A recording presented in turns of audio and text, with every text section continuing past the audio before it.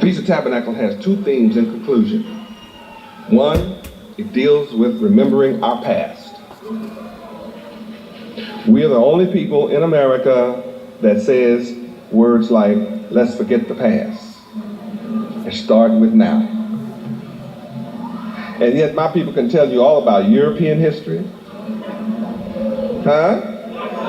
Anglo-Saxon history. They can tell you about history of the Americas, American history. And then when you ask him about his, he wants to say, let's forget the past. The Jews have a movie on every single month about Holocaust in some form. Remember the Holocaust. Remember the Holocaust. 6 million Jews were killed by Hitler in Germany. Never again. Well, I'm here to tell you that 96 million black people lost their lives during the slave trade. 100 million of us were captured from Africa as Hebrew Israelites. 96 million of us died on the way. Only 6 million of us made it to America. And since we got to America, they have hung us on trees. They have cooked us like hot dogs on a stick. They have hung us and burned us and murdered us and abused us all over America. And I'm here to say, never again.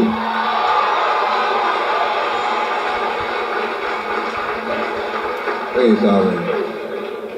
And if the Jews can say, remember the Holocaust, and America can say, remember the Alamo, and remember Pearl Harbor, and World War I, World War II, and if America can say, remember the American Civil War, and the war between America and England, and whatever, 76, and all that kind of stuff, if they can say, remember, remember, remember, the shock when I start telling my people, remember, don't forget.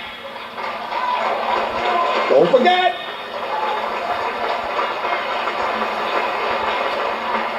Praise Yahweh. Don't you tell me I'm teaching hate.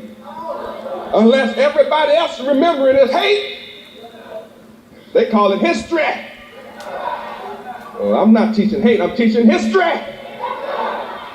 And I want you to know, just like the federal government judged our whole nation guilty of what one wicked bastard did in opposition to what I teach, and they charged us guilty, and that all of us have to pay $1 million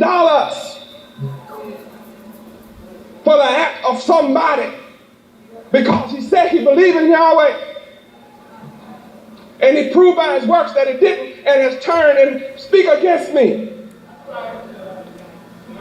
And if they can use a man like that to make a judgment of $1 million against us to take our property in the city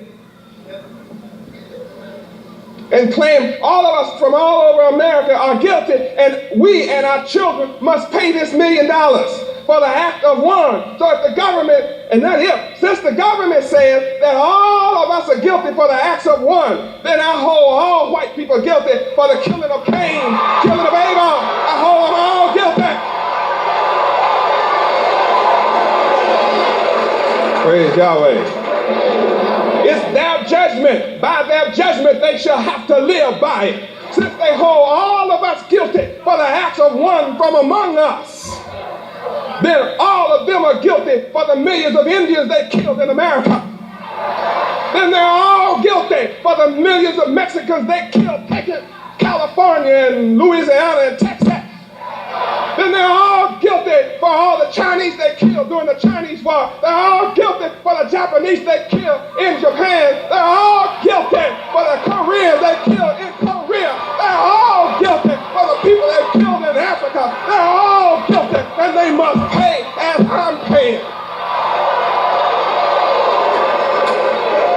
Praise Yahweh. That's why Yahweh says in his holy word, the Bible, judge not,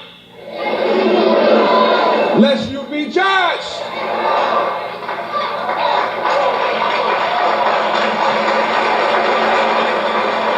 Praise Yahweh. I didn't create the judgment. America made it. You read about it.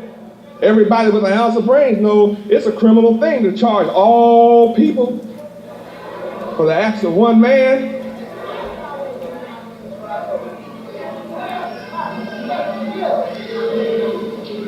There's not a nationality on the planet that wants to be held guilty for all of them want to be held guilty for the acts of one.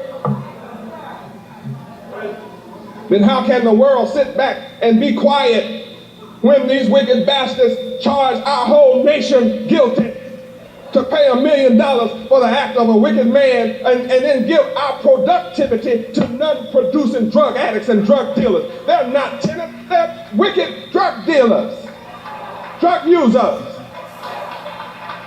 How can you be a man and stand by and watch such a wicked judgment as that go down?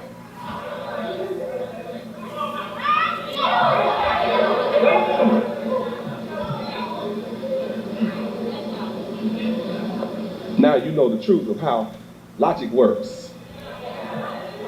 If it's logical that all of us from around America have to pay $1 million out or several $1 million for the acts of one, boy, America has a lot to pay for, doesn't she? Huh?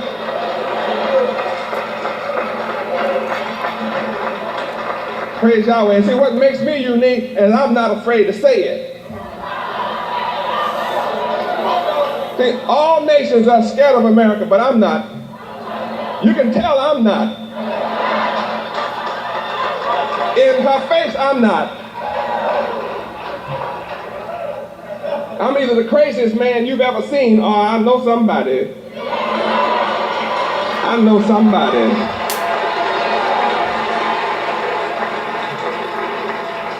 And his name is Yahweh. This means America better be glad I'm the Prince of Peace. You better pray. You better pray and thank Yahweh that I'm the Prince of Peace. I want peace on earth, goodwill toward men. Aren't you glad? First part of Feast of Tabernacles is to remember. So now, 60 million black people in America are beginning to remember Yahweh is their God. Huh? So that means you can't tell which one of us it is because all of us don't wear white. Most of my followers don't wear white. And I'm here to spread love, peace, harmony. And all it takes are men of goodwill just to stand together. That's all. And you won't have to fire one shot. All wicked people will run out of America like Marcos ran out of the Philippines. You got your examples all around the world. See, Marcos had the whole army. Huh? He had the jets, the tanks, the bullets, the guns. He had all the army. But no army can whip people power.